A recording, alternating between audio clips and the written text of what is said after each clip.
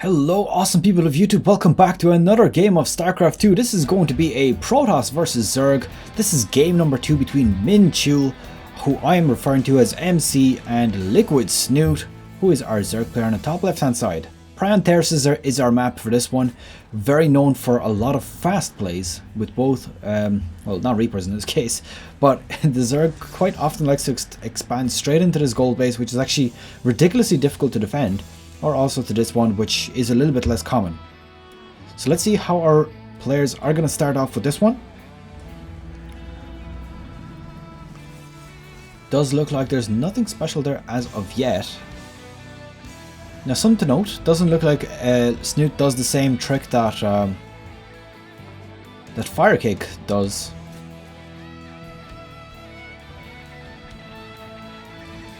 And is indeed going for that early expansion straight onto the gold, so that's quite interesting. Now this probe is of course going to spot that out pretty much straight away. Yeah, he would spot it by just passing by, he's not even going to need to. There we go, it is now visible for him, so he knows this is happening. Oh my god, is he going to go for a double expansion? Oh my god, he's going to go for a double gold expansion. Holy... Oh, denied. Never mind that. Okay, so the Nexus is going down now while that probe is combating the drone was combating the probe. So a double expansion now at this point. I really am wondering how MC is going to react to this. He's not going to throw down a second gateway anyways, that's for sure. Seems to be going for a cybernetics core straight away. Now he's going to really want to do something about this, because if he doesn't, he is going to get absolutely overrun by Snute. Now in the last game, if you haven't seen it so far, I do suggest going back to the first game where I'm about to spoil it. So go back to the previous game, watch how it ended. It was a very surprising ending actually. I did think that the other player was going to win. And at this point, if you didn't go back, you're continuing on with this video. It was MC who had actually won the game. He pretty much overpowered Snute with quite some nice disruptions, doing some crazy damage, evening out the difference in supply, and at that point Snute just was not able to defend him. He did opt to go for Mutalisk, which didn't quite pay off. So let's see, Twilight Council is on the way, doing quite a lot of tech very early on, which is really strange to see, to be honest, as a Protoss. Usually you'd get maybe 2 gateways, maybe get out the robotics facility quite early, but here we're not seeing that at all. We're seeing him going for the Twilight Council, which is very strange. I wonder, is he going to go for Dark Templars or something, because this is very peculiar. A lot of Zerglings are also on the way. He does recognize that he might have a huge advantage here. Gonna start running after this Adept. Gonna probably kill it if he's not careful. No, he does back off because he sees the psionic transfer has been made. And there we go, we do have another Adept on the way. Now still only 1 production facility for MC, so this could be very dangerous. Robotics facility now coming down. Now at this point, if Snute decided to attack, obviously he doesn't know this, but if he decided to attack, he would have destroyed MC right now. He would have absolutely steamrolled him, because MC would have absolutely no way to defend against this. He'd have what, 2 Adepts? 2 Adepts really is not enough to defend against this. I mean, he might be able to block them off here and prevent the Zerg rush in, but this base would be absolutely toast. There we go, looks like he does spot that there's a block off here. Second gateway now finally going down. I really wonder, what is he going to be doing with this? There we go, 2 more gateways thrown down. Now we're seeing some progress from MC, just starting off a little bit slow. Now Snute, he's almost saturated these 2 bases at this point. Roach Warren is almost complete also. Double gas already been harvested.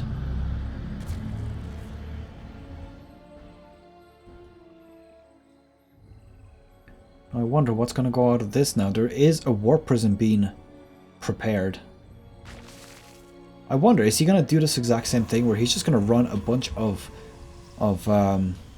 Adepts into the enemy base? Now it's not going to work out as well as it did last time, simply because there are already roaches on the field.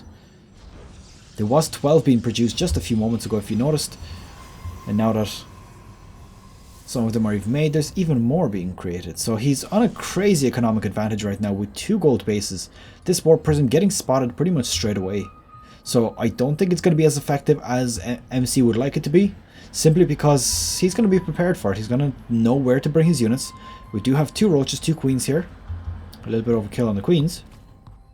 Doesn't have this base taken yet, which I would probably have taken by now. If I'm seeing that my opponent is not building up his base so much, I would definitely have taken this by now.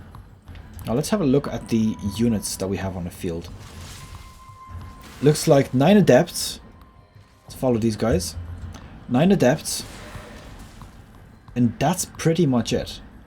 Now for Snute, he has 15 roaches, which alone can take care of these adepts. And he has 27 zerglings, which is huge. You could potentially do a insane amount of damage to this base. Or to MC's base. So look at the supply difference as well. There's already a 30 supply difference at 5 minutes. This just shows you how much those gold bases are doing right now. Now deciding to kill zerglings instead of attacking drones, probably not the best of ideas. There is a layer being almost complete here. I wonder, is he going to go for those mutalisks again? I probably wouldn't think so. There's only 2 gases on the field, so definitely no mutalisks as of yet. Oh, hello.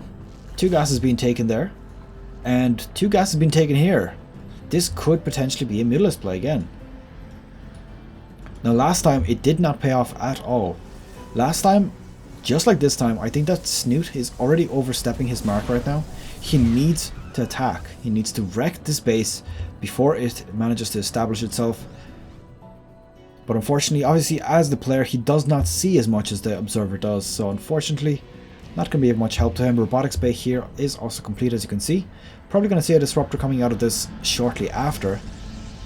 Now this is a difficult situation for MC. If this one pylon gets destroyed, that's actually pretty much all of his production capability. He's going to lose a cybernetics core, he's going to lose a robotics facility, and at that point I believe that it would probably be unrecoverable. Of course he does have to get in here first. Which, to be honest, if he got bury the roaches and tunneling claws, he wouldn't actually be that difficult to get in here.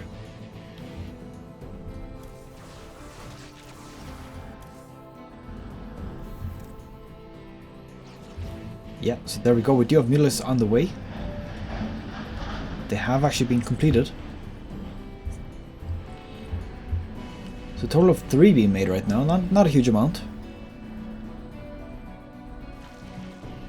A few hydras also being made. His economy right now is skyrocketing. He has 4th base on the way, about to saturate that very, very quickly. Although I have to say that his supply count is quite low. For 2 early gold expansions, he could have potentially supply capped at this point.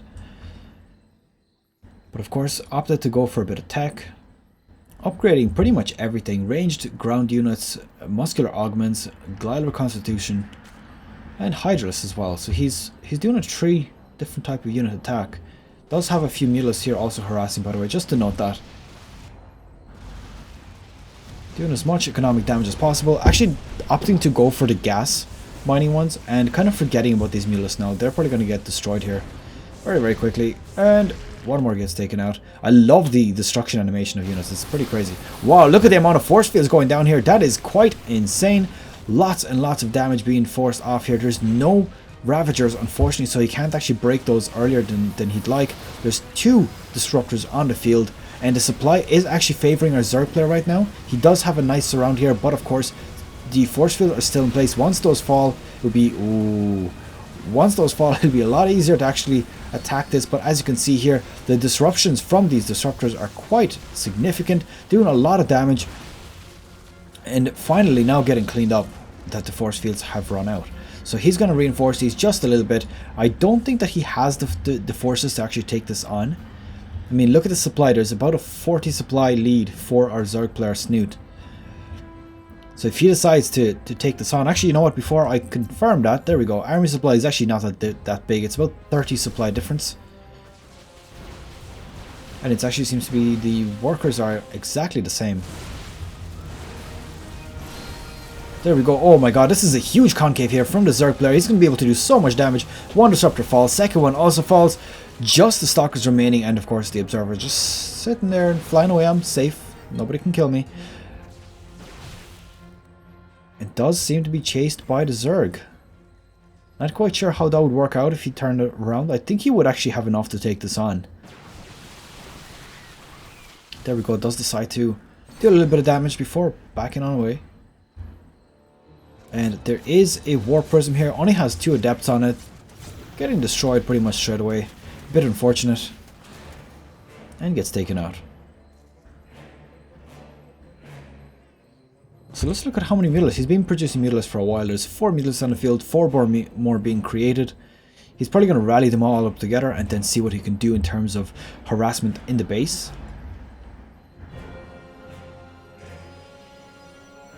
Now in terms of tech, we do have a Dark Shrine coming out.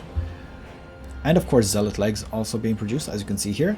A few sentries being put up. These force fields actually paid off quite well for him last time. Now where is that Dark Shrine being made? Am I blind? Is that it here? Yes, it is indeed. Right inside the gold base. So this would be pretty much this general area would be the very main focus of MC's units. So it would be very difficult to actually break that Dark Shrine. And the question is, how much damage is he going to do before it gets taken out? So we do have a Lurker Den also on the field and a Hive. So it looks like Snute is deciding to go for a bit of tech here.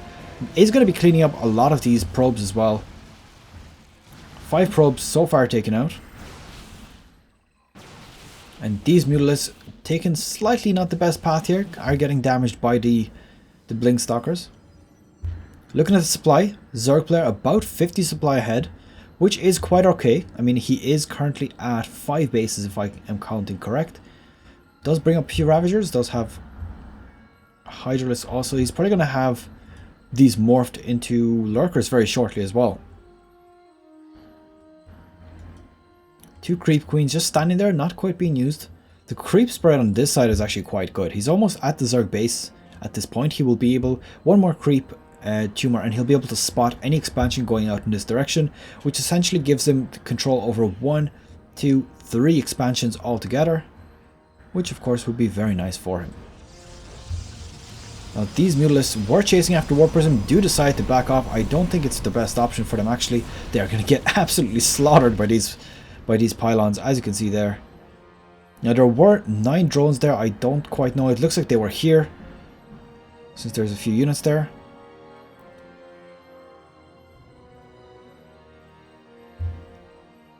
Now Zerg Flyer level 1 is being produced, so I wonder, is he going to continue on with this Mutalisk attack? He has about 12 of them there, and he has 7 more being produced right now.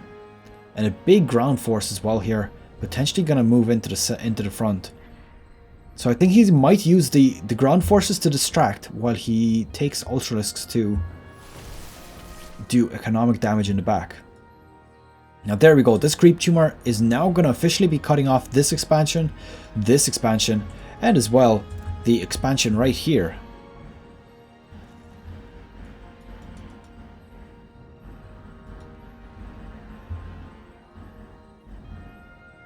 Now this is completely mined out. This is also about to be mined out.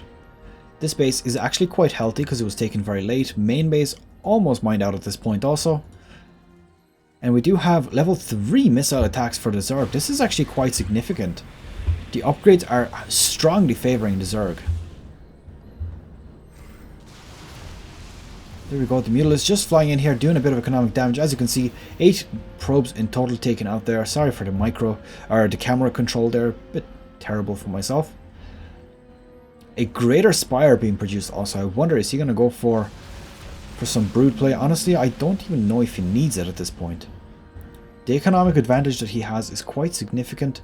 Now, if you notice here, it does look like the income is better from the Protoss, but that is actually because he has 2 gold bases, which we both know very, very quickly mine out. This base is not actually fully up yet, so should get that up very shortly.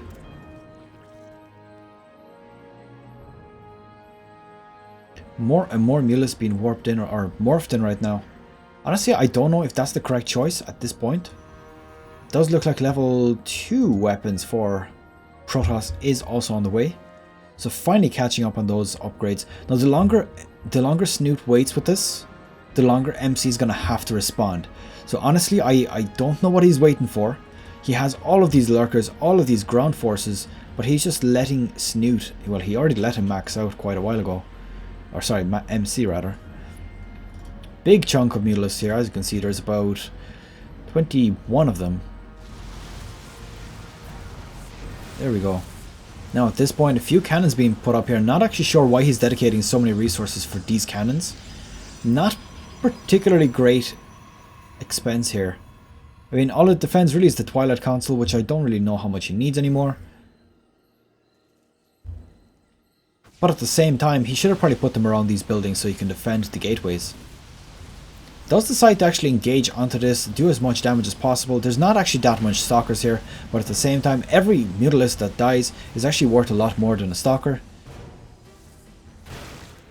Ooh, this Archon actually doing quite nice damage here.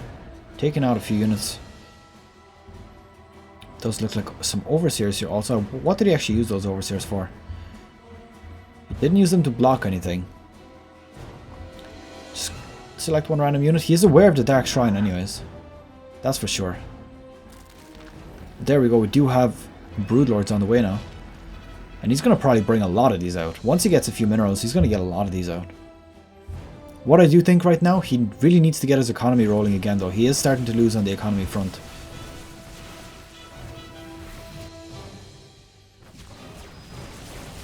Now in terms of supply, MC is currently leading. Ooh, 2 huge disruptions here. Gonna take out these spine crawlers. One getting pulled back. Not quite sure why he put it back.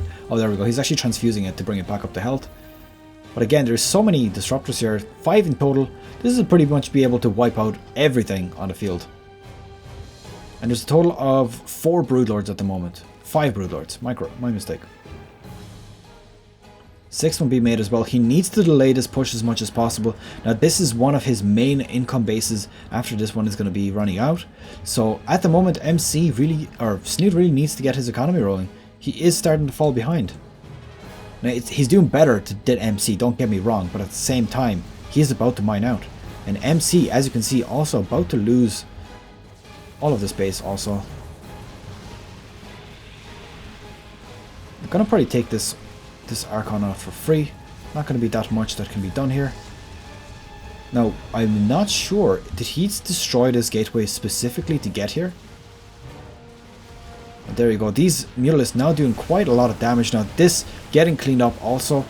There's not really that much that Snute can do to combat this force. He needs to do enough damage to MC to basically force him to GG out. As you can see, there is a total of 11 Broodlords at the moment. How much damage they're going to be able to do to these units, I honestly don't know. And this is exactly, actually, I see what he's doing. So he's sitting here with these lurkers preventing ground units from coming in, and he's going to use Broodlords to wear down the army. Broodlords, of course, since they're so long range, they can shoot and do a bit of damage without losing anything. There you go. Now the engages are coming out here. The disruptor's starting to do a bit of damage, but at the same time the Broodlord's going absolutely ham on these stalkers. Not losing any stalkers as of yet. There's a lot of storms going down as well, and GG has been called by MC, and that is pretty much that. Okay, so there goes game number 2, evening out the score to 1-1, 2-1, 2-1, 1-1. Okay, so that's pretty much it. Right, I'll end this video here. My social media details are on the right hand side. Please subscribe also if you haven't. Just to note also, if you're not subscribed and when you comment on things, it doesn't actually give me a notification about it. I just figured this out today from YouTube. It seems that the timeline that it shows, it only shows me comments from subscribers. So of course, if you want me to respond, that'll really help out for tracking those. And that's pretty much it. I'll see you guys in game number 3.